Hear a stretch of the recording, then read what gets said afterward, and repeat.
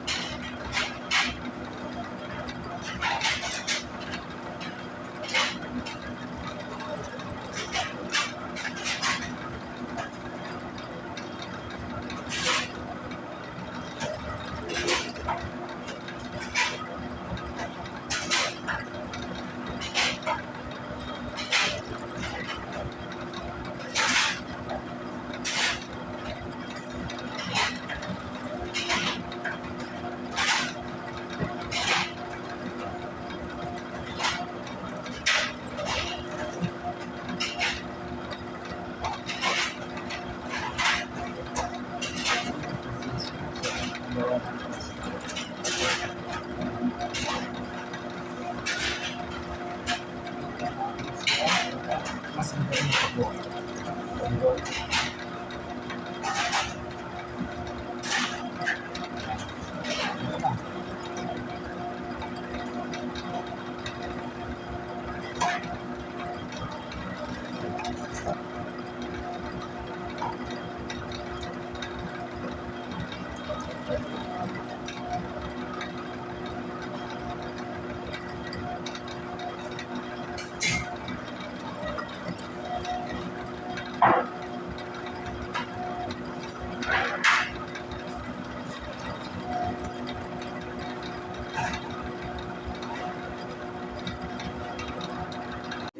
Live.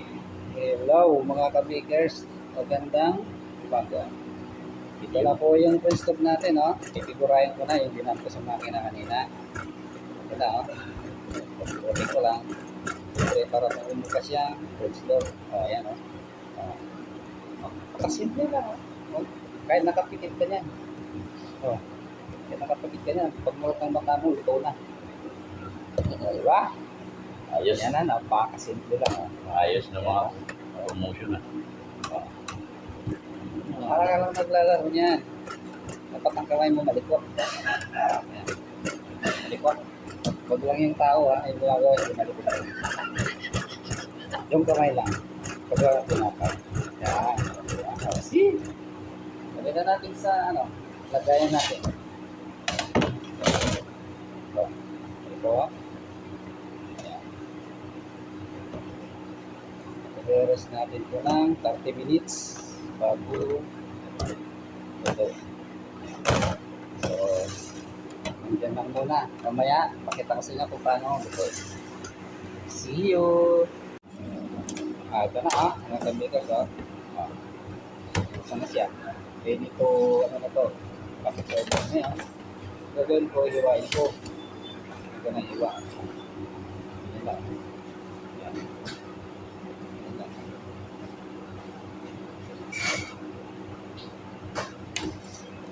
Iwan na yan.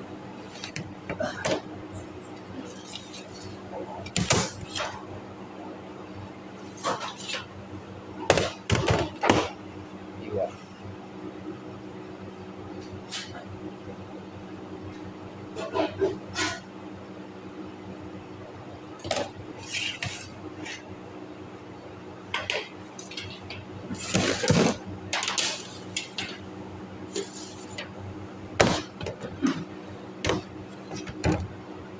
Baka lang tayo naglalaro, no? Okay.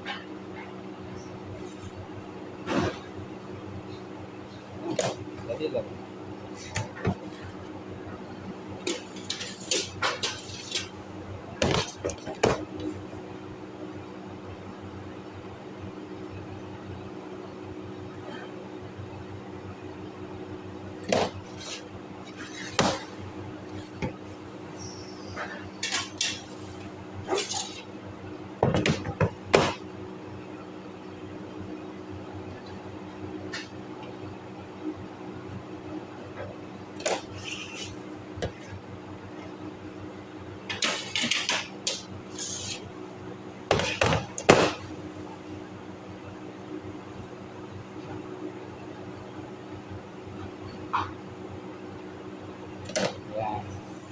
So, sasalang natin yan.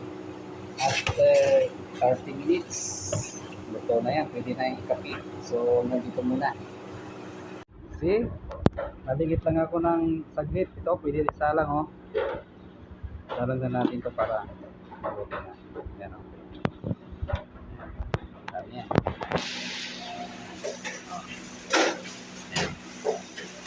5 minutes na lang yan. Luto na yan. Tingnan natin yung pasta natin. Ito.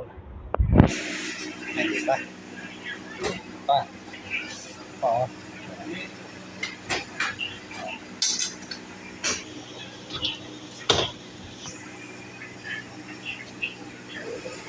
Na. Mga 5 minutes pa siguro yan. Slot natin kanina. Ito na, luto na. Lalaki. Parang pamalo eh. Lalaki eh. Oh. Oh. Sobrang laki. Maray siya. Sige.